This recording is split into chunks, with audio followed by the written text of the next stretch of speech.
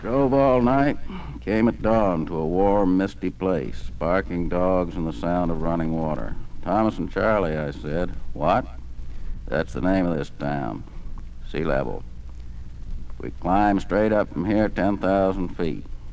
I took a fix and went to sleep in the back seat. She was a good driver, you can tell as soon as someone touches the wheel. Mexico City, where Lupita sits like an Aztec earth goddess, doling out her little papers of lousy shit. Selling is more of a habit than using, Lupita says. Non-using pushers have a contact habit, and that's one you can't kick. Agents get it, too.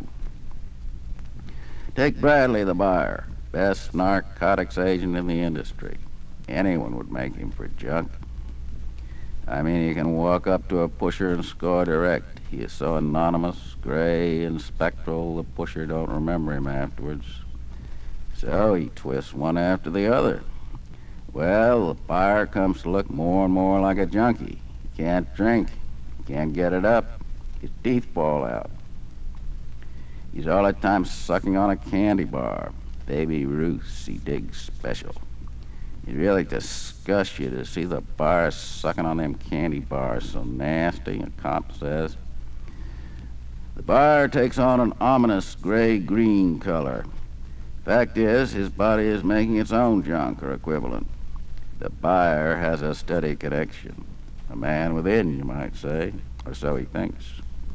I'll just sit in my room, he says. Fuck 'em all. Squares on both sides. I am the only complete man in the industry.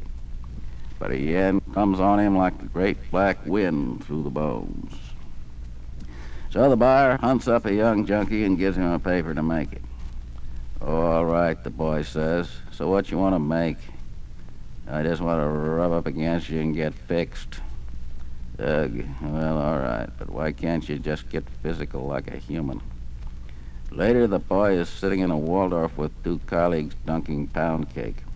Most distasteful thing I ever stand still for, he says.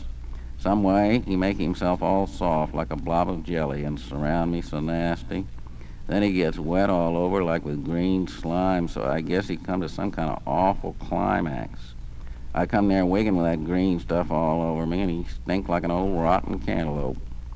Well, still an easy score. The boy sighed resignedly. Yes, I guess you can get used to anything. I gotta meet with him again tomorrow. Well, the buyer's habit keeps getting heavier. He needs a recharge every half hour.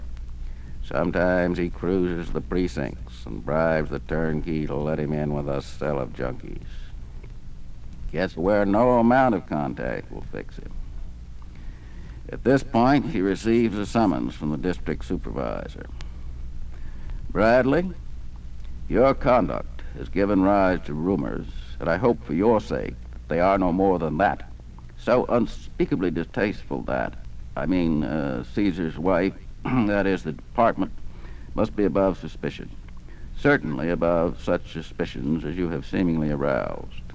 You are lowering the entire tone of the industry. We are prepared to accept your immediate resignation. The buyer throws himself on the ground and crawls over to the DS. No, boss man, no. The department is my very lifeline. He kisses the district supervisor's hand, thrusting his fingers into his mouth. The DS must feel his toothless gums, complaining he has lost his teeth in a turbot. Please, boss man, I'll wipe your ass. I'll wash out your dirty condoms. I'll polish your shoes with the oil on my nose. Really, this is most distasteful. Have you no pride? I must tell you I feel a distinct revulsion. There is something, rotten about you. You smell like a compost heap. He put a scented handkerchief in front of his face. I must ask you to leave this office at once. I'll do anything, boss. Anything. His ravaged green face splits in a horrible smile. I'm still young, boss, and I'm pretty strong when I get my blood up. The DS reaches into his handkerchief and points to the door with a limp hand. The buyer stands up, looking at the DS dreamily. His body begins to dip like a dowser's wand. He flows forward. No, no, screams the DS. Slup, slup, slup. An hour later, they find the buyer on the knot in the DS's chair. The DS has disappeared without a trace. The judge. Everything indicates that you have, in some unspeakable manner, simulated the district supervisor. Unfortunately, there is no proof. I would recommend that you be confined, or more accurately contained, in some institution, but I know of no place suitable for a man of your caliber. I must reluctantly order your release. That one should stand in an aquarium, says the arresting officer. The buyer spreads terror throughout the industry. Junkies and agents disappear. Like a vampire bat, he gives off a narcotic effluvium, a dank green mist that anesthetizes his victims and renders them helpless in his enveloping presence. And once he is scored, he holds up for several days like a gorged boa constrictor. Finally, he's caught in the act of digesting the narcotics commissioner and destroyed with a flamethrower, the court of inquiry ruling that such means were justified in that the buyer had lost his human citizenship and was, in consequence, a creature without species and a menace to the narcotics industry on all levels.